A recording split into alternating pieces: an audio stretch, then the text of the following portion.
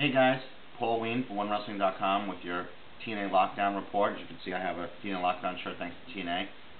I saw the pay-per-view and man, I was exhausted. I mean, every match in a steel cage, it was crazy. By the way, during the free-for-all, they had a dark match, which was Devon, Brother Devon beating Anarquia from Mexican America, which was a good match, but you know, I feel bad that Devon was on the dark match and Bully Ray was in the pay-per-view, but something that shouldn't have broken up the Dudleys, but we'll leave it at that. First match out of the box was the X Division number 1 contenders match. You had Chris Sabian, Robbie E, Jeremy and Max Buck. You had Amazing Red, Jay Lethal, Brian Kendrick, and Suicide. And it was an elimination match, and it was pinfall until the last two people were left. And then the last two, one of them had to escape the cage. In order of elimination, you had Suicide, then Jay Lethal, then Amazing Red, then Chris Sabian, then Jeremy Buck, which surprised me because I thought it would come down to brother versus brother, but it didn't. Then you had Jeremy Buck eliminated, then Robbie E. Came down to Max Buck versus Brian Kendrick. Max Buck actually escaped the cage, and now he's the number 1 contender for Kazarian's X Division Championship. So we'll see where that goes, and will there be more jealousy now between brother versus brother, Max and Jeremy? Then you had the Ford Tag Team match with Inc., the British Invasion, Douglas Williams and Magnus, Eric Young and Orlando Jordan, creep me out, and Scott Steiner and Crimson. Turns out Inc. made the win, but my favorite part was when Eric Young actually climbed over the cage, which, by the way, this was not escape the cage match, it was pinfall or submission, but Eric Young climbed over the cage, thinks he won, and then Inc. made the pinfall when Shannon Moore pinned Magnus. So, sorry Eric Young. Inc. Focus. Anyway, then you had, for the Knockouts Championship, Mickie James defeat Madison Rayne, and she did it in like 35 seconds. Now, I have to give my wife Julie credit because she said that, you know, because Mickie James' shoulder was all taped up, and she said probably she only had enough time to just win the title. But it was quick. It took more time for Madison to do her little, you know, tiara princess wave than for the entire match. But finally, props to Mickie James. She won the championship, and finally, so let's see how she keeps it, and let's see what happens now. I bet you $5 that Madison Rayne is going to blame Tara for not coming out to save her, even though, I don't know, they were locked in a cage.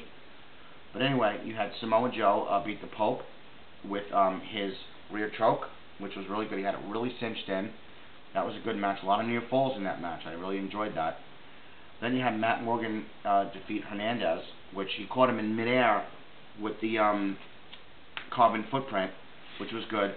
But then Sarita and Rosita came out. Well, they were there anyway, but saying that we should be the Knockouts champion, and then of course Velvet Scott comes out and beats the crap out of both of them, and they ran out of the cage all scared. Then, the most personal match of the night, you had Kurt Angle versus Jeff Jarrett. And then, you know, I know Kurt Angle very well. He's a very down-to-earth guy. I met him many times, really nice. Spoke to him on the phone, had him on my radio show. But this match, I never saw him more focused and like in business mode, if you will, than ever before. So it was ultra male rules. First fall was submission. Second fall was pinfall. Third fall, if necessary, was escape the cage. So in the first fall, Angle made Jarrett tap out. In the second fall, Jarrett pinned Kurt Angle, but by hooking his tights.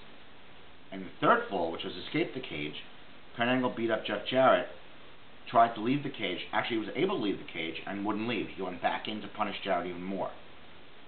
And I will give Kurt Angle my wrestler of the night. Not because I'm biased, because I know him, but when he did that moonsault off the top of the cage, I was like, oh my god.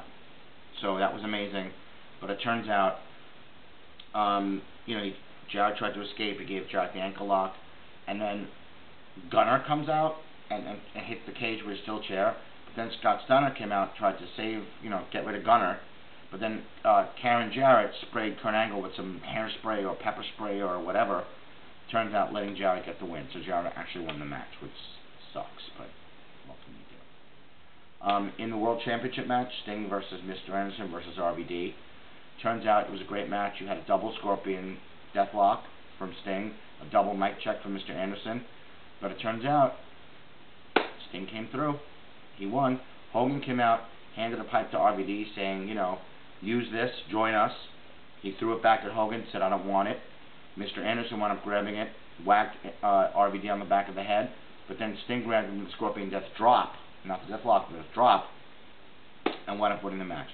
So Sting is still the World Heavyweight Champion. And in the main event, Lethal Lockdown, Fortune versus Immortal. I can't see Ric Flair bleed anymore. But anyway, it was a great match, a lot of violence, you know, what everybody wanted. First of all, if I got attacked by Freddy Krueger, I don't think I would have bled as much as Ric Flair that night. But sure enough, Christopher Daniels and Matt Hardy went up on the top of the cage. Matt Hardy hits him with a twist of hate, jumps down from the cage, crawls down. But then Christopher Daniels, off the top of the cage, we're talking 30 feet high, people, did a high cross body onto Abyss and Matt Hardy. Very impressive. So maybe Kurt Angle's and Christopher Daniels are kind of a tie as Wrestler of the Night because of those amazing high-risk moves. But it turns out at the end of the match, Robert Roode made Ric Flair tap out. But the most impressive thing was the return of AJ Styles. He looked great, seemed in great shape. He was okay. And as my wife said, her boyfriend's back now. I'm gonna be in trouble. But good match. I thought the pay-per-view was good. They had an impressive crowd, and I hope you guys enjoyed my written lockdown report on OneWrestling.com. And again, check it out. Check out more information on wrestling at OneWrestling.com. So thank you TNA. Thank you Lockdown. Thank you TNA roster, and for all the wrestling news, go to OneWrestling.com. This is Pauline, and we will see you at the matches.